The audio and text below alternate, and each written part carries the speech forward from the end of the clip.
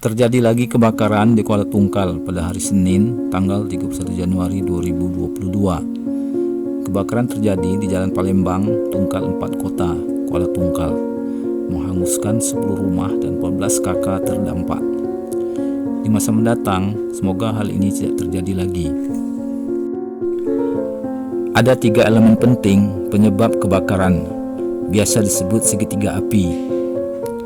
Pertama, bahan bakar, berupa benda padat, cair, logam yang mudah terbakar.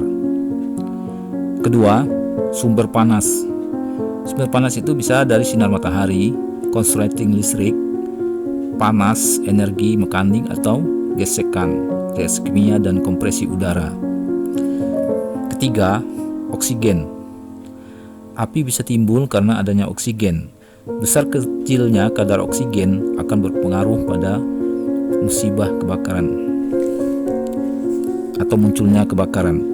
Semakin besar kadar oksigen, maka api akan menyala makin hebat. Sedangkan pada kadar oksigen yang kurang dari 12%, kebakaran jarang terjadi.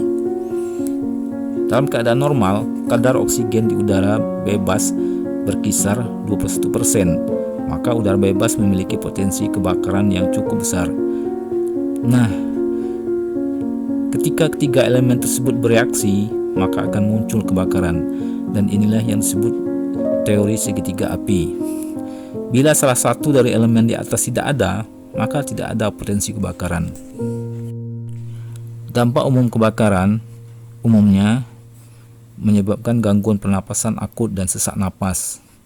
Kedua, mengakibatkan batuk refleks akibat iritasi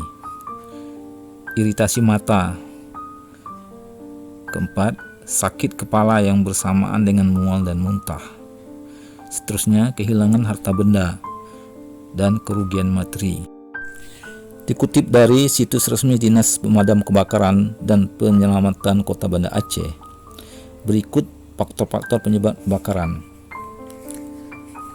Dari faktor alam, seperti sambaran petir pada bahan yang mudah terbakar, gempa bumi yang merusak jalur gas bahan bakar, cahaya matahari yang memantul ke kaca cembung lalu mengenai daun kering yang di sekitarnya.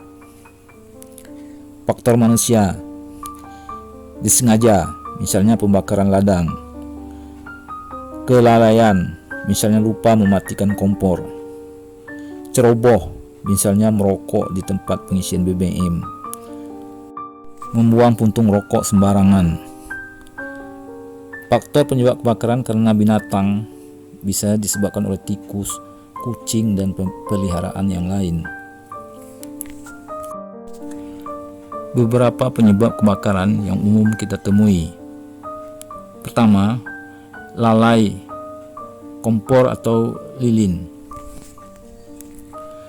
Umumnya penyebab utamanya adalah membiarkan atau lupa mematikan kompor gas, kompor minyak, tanah maupun kompor listrik.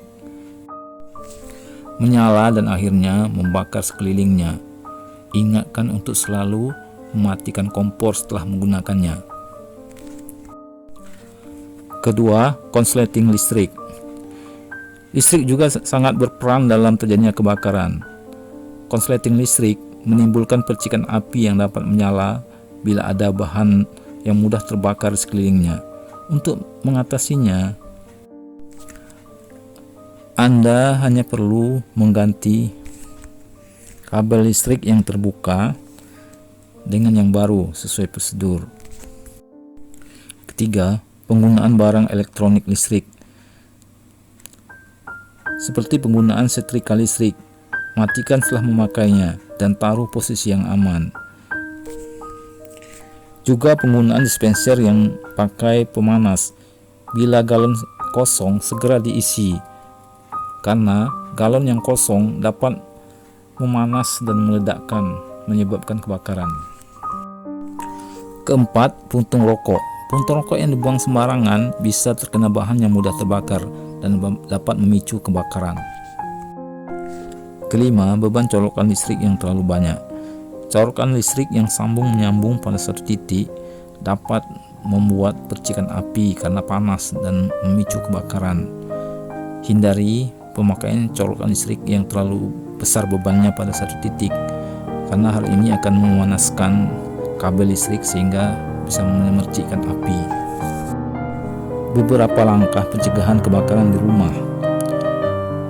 Pertama, perawatan sistem elektrik. Kedua, bahan bangunan anti kebakaran.